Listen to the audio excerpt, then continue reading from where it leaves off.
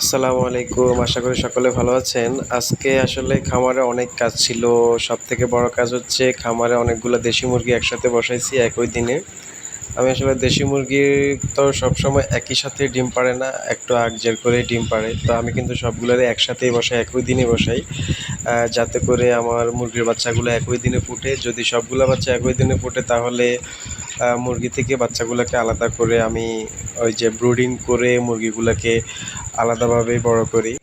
এতে সুবিধা হচ্ছে মুরগির বাচ্চাগুলো সুস্থ থাকে এবং মুরগিগুলা ডিম পাড়ার পরে তা দিয়ে যখন বাচ্চা ফুটায় বাচ্চাগুলো আলাদা করে ফেললে মুরগিগুলোকে যদি আলাদা করে ফেলি তাহলে 15 থেকে 20 দিনের মধ্যে আবার ডিম পাড়া শুরু করে এবং আবার বাচ্চা উৎপাদনের জন্য রেডি হয়ে যায় আর কি। যদি এটা আলাদা না করি তাহলে একসাথে রাখলে অনেক সময় লাগে, 1-2 মাসেও আবার ডিম পাড়ে না। এই জন্য আমি সবসময় মুরগিগুলোকে একসাথে বসাই, একসাথে বাচ্চা উৎপাদন করি, আবার একসাথে মুরগিগুলোকে আলাদা করে বাচ্চাগুলোকে সেপারেট করে ফেলি। তো আমার অনেকগুলো মুরগি একসাথে ডিম পাড়া শুরু করছে। এখানে 3টা বসাইছি, কয়দিন পরে আরও অনেকগুলো বসাইতে পারবো। তো আবার আমার এখানে আছে চীনা হাঁস। চীনা হাঁসের দুর্ভাগ্যজনকভাবে আমার অনেকগুলা ডিম নষ্ট হয়ে গেছে। অতিরিক্ত গরমের কারণে আমার কিছু ভুলের কারণে অনেকগুলা ডিম আমার নষ্ট হয়ে গেছে। একটা বাচ্চা থেকে একটা চীনা হাঁস থেকে 20টা ডিম বসানোর পরে ওখান থেকে 3টা পাইছি। মাত্র 3টা বাচ্চা ফুটছে আর এখানে এটা বসাইছি, দেখি কয়টা ফুটে। তো এর মধ্যে এখানে আছে 2টা মুরগি। এগুলা যখন ডিমে তা দিয়ে বাচ্চা ফুটায় বের করছি। এখন এগুলা তা ভাঙানোর জন্য আমি সাধারণত এই জায়গায় এটারে আবদ্ধ করে রাখছি, সাথে একটা মোরগ দিয়ে রাখছি যাতে করে খুব দ্রুত মুরগির তা ভেঙে মুরগি আবার ডিমে চলে আসে। তো এমনি যদি এটা না করি তাহলে অন্যভাবে করতে গেলে মুরগি সহজে কুঁচে ভাঙে না। তো কুঁচে ভাঙার জন্য আমি এটা করছি, 2টা মুরগি এবং একটা মোরগ দিয়ে রাখছি। তো আলহামদুলিল্লাহ এই গরমের মধ্যেও খুব সুন্দর একটা বৃষ্টি নামছে, আবহাওয়াটা খুব দারুণ। আসলে এই মায়ার পরে আমি গ্রাম থেকে কোথাও যাই না, এটা আমার নতুন প্রজেক্ট। বৃষ্টি নামছে, নতুন প্রজেক্টে এখনও মাছ চাষ করা হয় নাই। দেখি এবার কী পরিমাণ মাছ চাষ করা যায়, কী মাছ চাষ করলে ভালো হবে অবশ্যই আপনারা কমেন্টসে জানিয়ে দিবেন। তো এই যে এখানে দেখা যাচ্ছে আমার 3 তলা বিশিষ্ট একটা খাঁচা। এখানে সাধারণত আমি উপরের তলা যেটা ওটাতে কবুতর রাখি, মেঝো মানে মাঝখানে যে তলাটা আছে ওটাতে আমার ব্ল্যাক অস্ট্রেলিয়া এবং টাইগার মুরগির বাচ্চা রাখি, ব্রুডিং করার পরে এখানে রাখি। আর নিচে যেখানে আছে ওখানে এক পার্টে আছে আমার ফাওয়ামি মুরগির বাচ্চা এবং অন্য পাশে আছে আমার সোনালী মুরগির বাচ্চাগুলা। তো সোনালী মুরগি আমি সবগুলাই বিক্রি করে ফেলছি।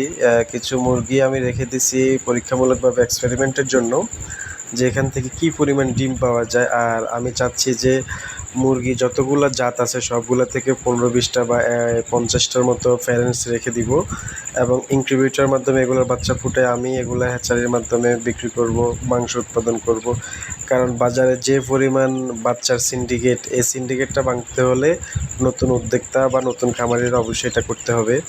এর বাইরে আপনি বাচ্চা কিনে, খাদ্য কিনে সব কিছু কেনার উপর ডিপেন্ড করলে আপনি মুরগি পালন করে খামার করে লাভবান হতে পারবেন না। সুতরাং আপনাকে অবশ্যই দূরদর্শী চিন্তাভাবনা করতে হবে, গবেষণামূলক চিন্তাভাবনা করতে হবে। নিজে প্যারেন্টস স্টক করে নিজে ইনকিউবেটরের মাধ্যমে বাচ্চা ফুটিয়ে সেই বাচ্চা মাংসের জন্য করতে পারেন বা অন্যত্র সেল দিতে পারেন। তাতে করে আপনি সিন্ডিকেট থেকে বের হয়ে কিছুটা বেনিফিট পাওয়ার আশা করতে পারেন।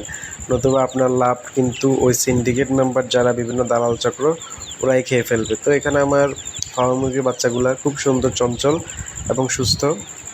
আলহামদুলিল্লাহ আমি ব্রুডিং করলে মুরগির বাচ্চা খুব বেশি নষ্ট হয় না, 1টা বা 2টা মুরগির বাচ্চা নষ্ট হয়। এখানে একটা মুরগি অসুস্থ আছে, ঠান্ডা লাগছে, এটা একবার ছেড়ে বাইরে হয়ে গেছে, বৃষ্টিতে ভিজছে যার কারণে এটা ঠান্ডা লাগছে। ইনশাল্লাহ ঠান্ডার ওষুধ দেওয়ার পর আশা করি সুস্থ হয়ে যাবে। তেমন কোনো সমস্যা এখনও পর্যন্ত খামারে দেখা যাচ্ছে না। তো এখন আসছি আমার এই তলায় আছে আমার ব্ল্যাক অস্ট্রেলিয়া এবং টাইগার মুরগি, 2টা একই সাথে আমি লালন পালন করতেছি। আসলে বাচ্চা থাকাকালীন অবস্থায় সবগুলো মুরগির পরিচর্যা, ঔষধ ব্যবস্থাপনা, ভ্যাকসিন সবগুলাই একই রকম। কোনোগুলা আপনার এখানে বেশ কম কিছুই না, সবগুলাই সেম মেডিসিন, সেমভাবে ম্যানেজমেন্ট করতে হয়। বড় হয়ে গেলে তখন এগুলোকে আমি আলাদা করে ফেলবো, ব্ল্যাক অস্ট্রেলিয়া আলাদা থাকবে এবং টাইগারটা আলাদা থাকবে। থাকার পরে ওখান থেকে আমি ফেন্সড স্টক করে আমি চেষ্টা করবো হ্যাচারির মাধ্যমে ডিম উৎপাদন করে, বাচ্চা উৎপাদন করে সেই বাচ্চা থেকে মাংস বা বিভিন্ন ধরনের বিক্রি উপযোগী করে তারপরে আমি বাজারে সেল দিব। বাজার থেকে বাচ্চা কেনার প্রবণতাটা যদি আমরা কমাইতে পারি তাহলে এই সিন্ডিকেটটা ভাঙা সম্ভব। আর একটা বিষয় আমি এক্সপেরিমেন্ট করতেছি, খাদ্যটা যদি আমি এক্সপেরিমেন্ট করে ওখান থেকে ভালো একটা আউটপুট পেতে পারি তাহলে অবশ্যই আপনাদের সাথে শেয়ার করব। এবং খাদ্য বানানোর পরে কী পরিমাণ খাদ্যের রেশিওটা ভালো হয় বা বাচ্চার গ্রোথ কেমন হয় সেটা আপনাদেরকে অবশ্যই দেখাবো। তো প্রিয় ভিউয়ার, যারা আমার চ্যানেলটা সাবস্ক্রাইব করেন অবশ্যই সাবস্ক্রাইব করে দিবেন। ধন্যবাদ সবাইকে। আসসালামু আলাইকুম।